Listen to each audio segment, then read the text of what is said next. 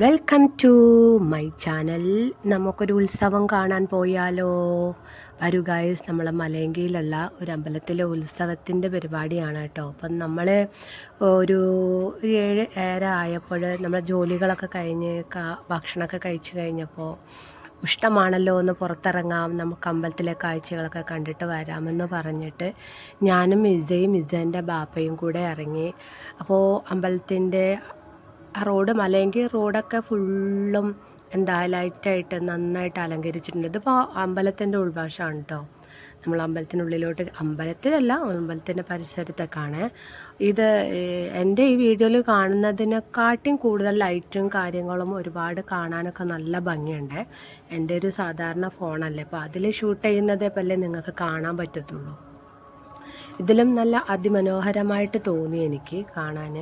പിന്നെ മനസ്സിനൊക്കെ ഒരു വല്ലാത്തൊരു സന്തോഷം. പണ്ട് ഞാൻ കുഞ്ഞായിരിക്കുന്ന സമയത്ത് ഇതേപോലെ ഞങ്ങൾ വീട്ടിനടുത്ത് അമ്പലം ഉണ്ടായിരുന്നു. അപ്പോൾ ആ അമ്പലത്തിലുള്ള പരിപാടിക്കൊക്കെ ഞാനിങ്ങനെ നടന്നതും സാധനങ്ങളൊക്കെ വാങ്ങിയതൊക്കെ ഇങ്ങനെ ഓർത്തു. അതിൻ്റെ അടുത്തത് ആ ഒരു ഹിന്ദിക്കാരി, ഒരു കുഞ്ഞെന്ന് പറഞ്ഞാൽ എനിക്ക് തോന്നുന്നത് പ്രസവിച്ചിട്ട് വളരെ കുറച്ച് ദിവസങ്ങളായിട്ടുണ്ടെന്ന് തോന്നണം. കുഞ്ഞു കുട്ടിനെ കൊണ്ടൊക്കെ വെച്ചാട്ട് കൊണ്ടുവന്നിട്ടാണ് കച്ചവടം നടത്തുന്നത്. ഒന്ന് ആലോചിച്ച് നോക്കൂലേ? അപ്പം നമ്മളൊക്കെ എത്ര ഭാഗ്യവാന്മാരാണ്. അങ്ങനെ ഒരുപാട് സാധനങ്ങൾ അവിടെ കച്ചവടം ചെയ്യുന്നുണ്ട് കേട്ടോ. വള, മാല, കളിക്കുന്ന കളിപ്പാട്ടങ്ങൾ, അങ്ങനെ വേണ്ട സകല കാര്യങ്ങളുണ്ട്. ഇസ കൺട്രോള് പോയിട്ടാണ് നടന്നുകൊണ്ടിരിക്കുന്നത്.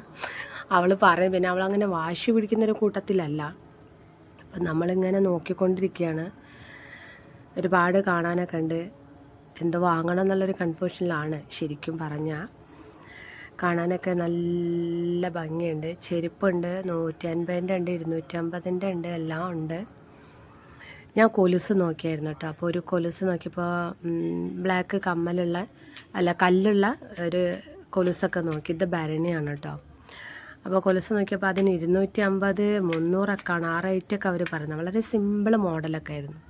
അപ്പോൾ ആളുകളുണ്ടെന്നുള്ളത് അവർക്കറിയാം. അപ്പോൾ അവിടെ കച്ചവടം നടക്കും. അപ്പോൾ അവർ ഉള്ള റേറ്റിലും കുറച്ച് കൂടുതൽ റേറ്റ് കൂട്ടിയതാണെന്ന് എനിക്ക് തോന്നി. അപ്പോൾ ഞാൻ വാങ്ങിയില്ല.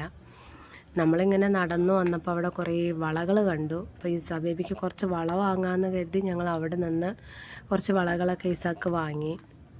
വെറുതെയാണ്, 2 ദിവസത്തേക്കേ ഉള്ളൂ. അവൾ അതൊക്കെ എടുത്ത് കളിച്ച് കളയും.